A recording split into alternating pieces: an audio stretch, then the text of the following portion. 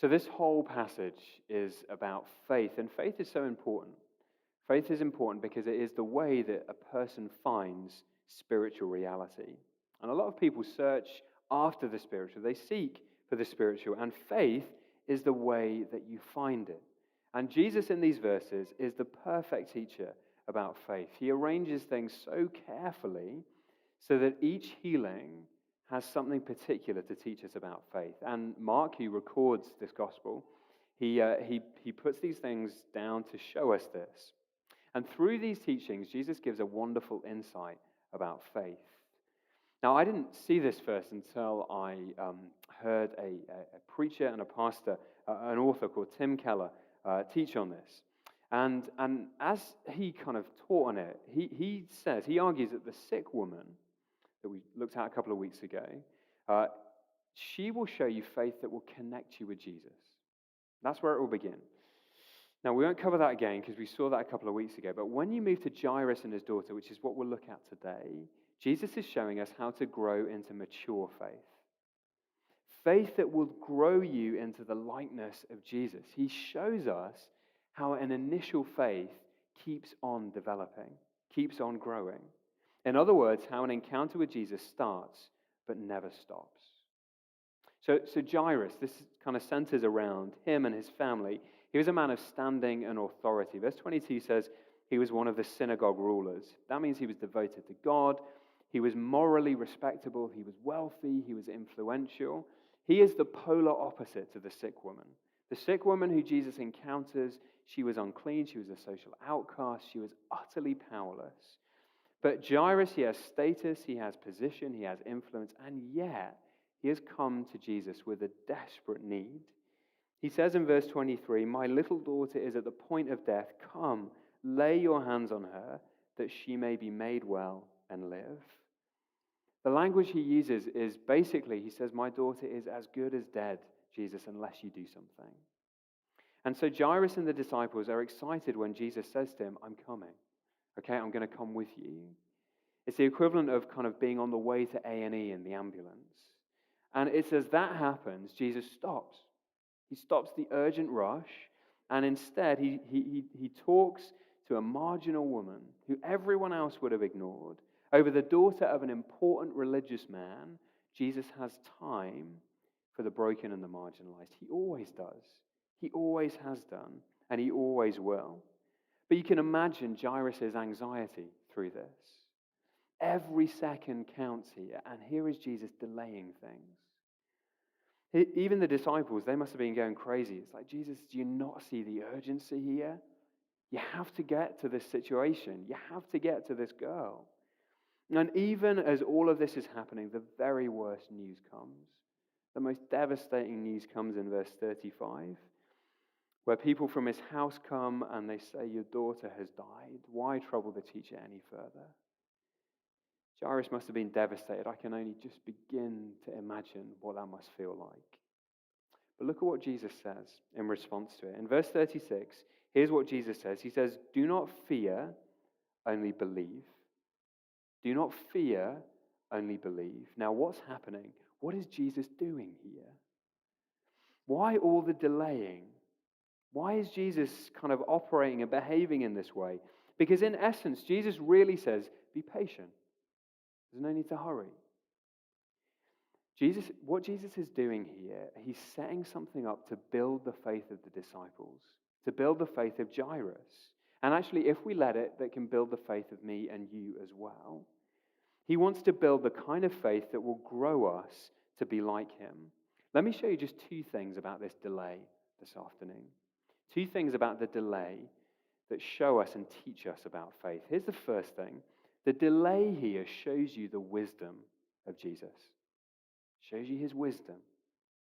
Now, it's really strange in this account because the woman in the crowd comes to Jesus and immediately she gets his help. Immediately. But Jairus comes to Jesus and the immediate thing that happens is his daughter dies. Now, why? What's happening? Well, here is what Jesus is wanting them to see. God's timing is not our timing. God, in fact, is infinitely wiser than us. And when it comes to timing, He shows us his wisdom, and so often it's different from how we think. See, all of us have different views of time. Different parts of the world have different views on time. Different cultures have different views on time. So today in the West, we have a certain experience and a certain set of expectations about time. I've told you this story before, but I love this story. I experienced this vividly when I was best man for one of my closest friends growing up over in Mexico.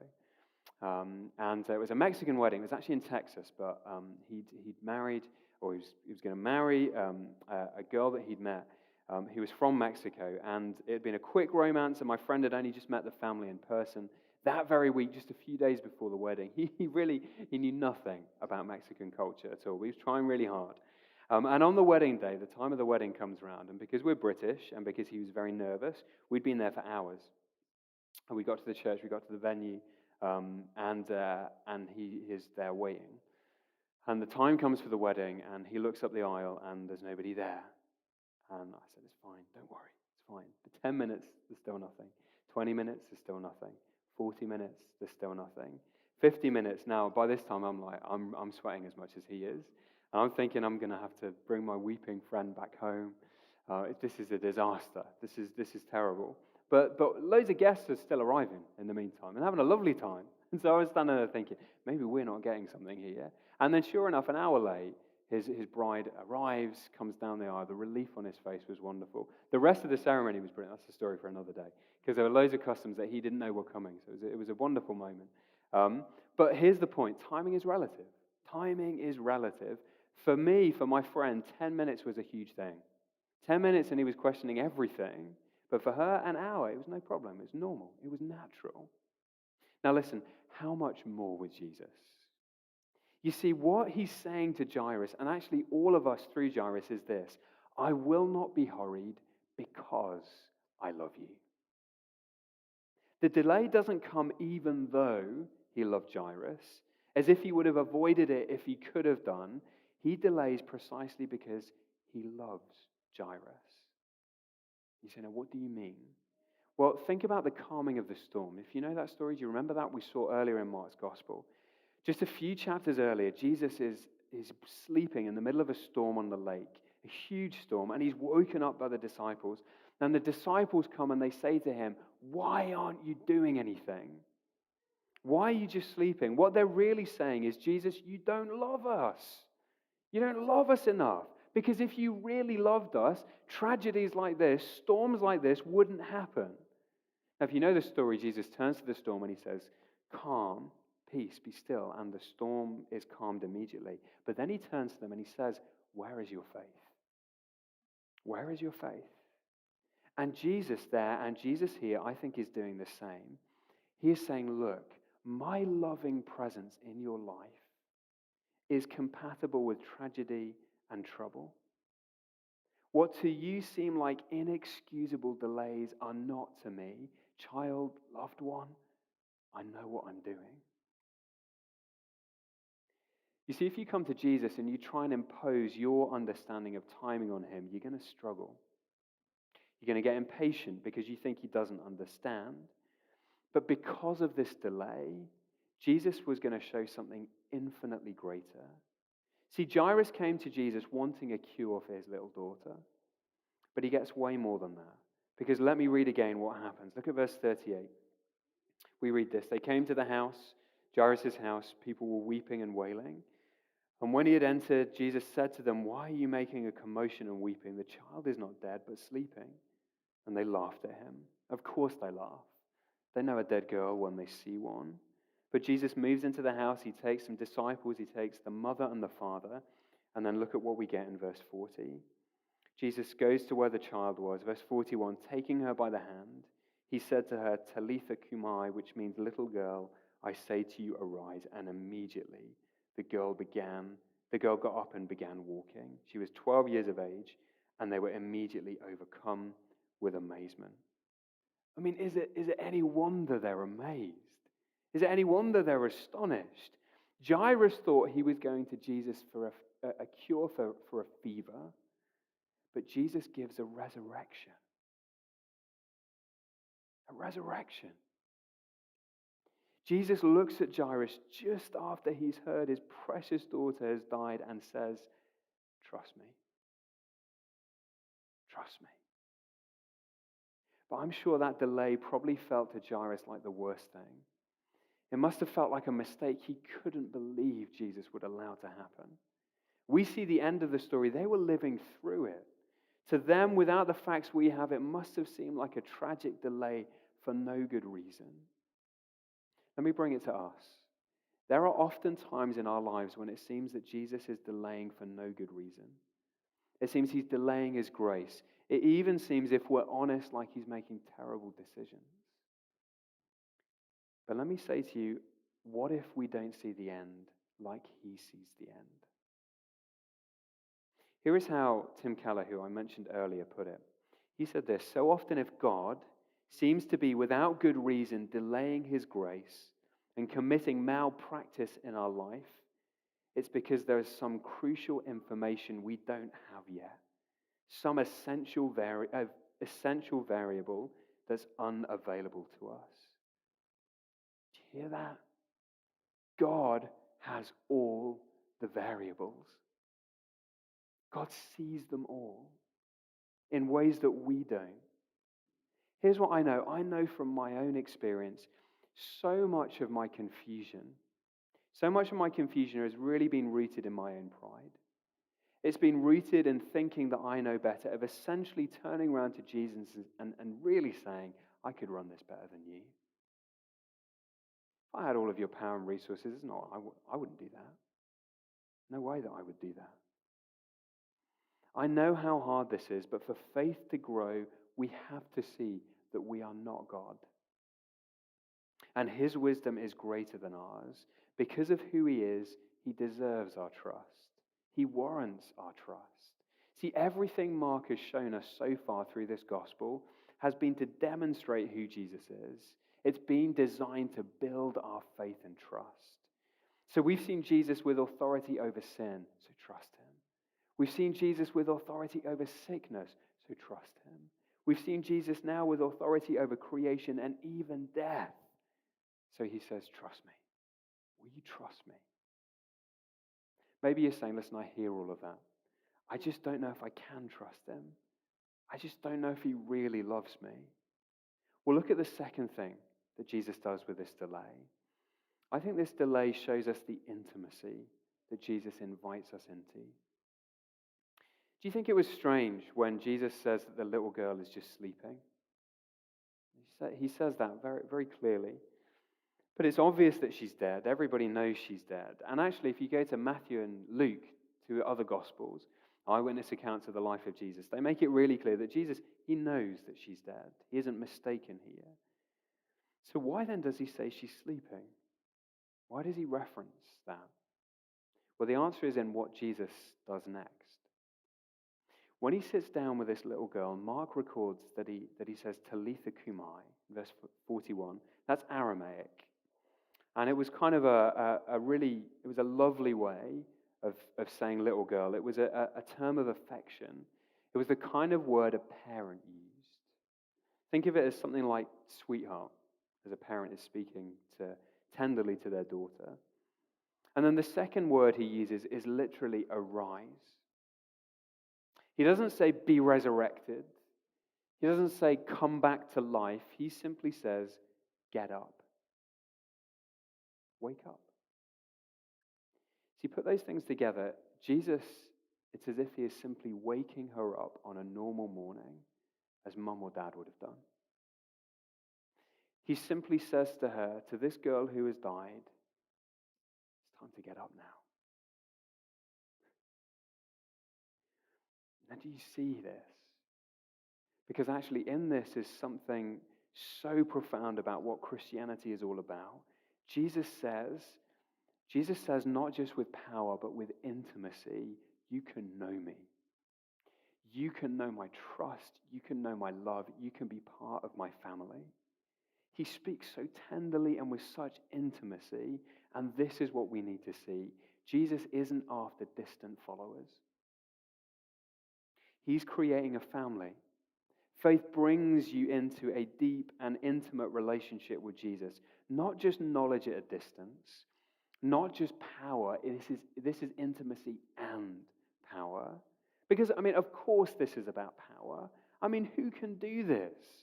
Jesus is facing death, the hardest, the most dreaded force any of us know. And he simply takes the girl by the hand and says, it's time to wake up. No exertion. He doesn't break a sweat. He just reaches down into death and says to this girl, wake up. Come back. Jesus speaks with divine authority and power. He still does. He still does in the lives of each and every one of us. Jesus speaks with that power. He is the one who can hold us by the hand through the greatest darkness. So yes, we take great comfort in his power, but also his intimacy. You must see his intimacy. See, the reason we can know this kind of security is because of what Jesus has already done for us. The reason we can trust is because Jesus has demonstrated his love. And faith in him allows you to access and know his love. And the way he showed his love most clearly was by laying down his life for those he would bring into his family. Jesus went to the cross to demonstrate his love. Listen to how a verse in the New Testament in 2 Corinthians and chapter 13 puts it. It says this, "For Jesus was crucified in weakness, but lives by the power of God. He was crucified in weakness, but lives now by the power of God." See, Paul is saying there, the Apostle Paul who writes that, he's saying Jesus was crucified, he took on weakness. He became willingly weak. Why? So we could live in God's power. On the cross, Christ would become weak, so we, through faith in him, could know his strength and become strong. See, the cross means you can know that Christ has you by the hand and will not let you go.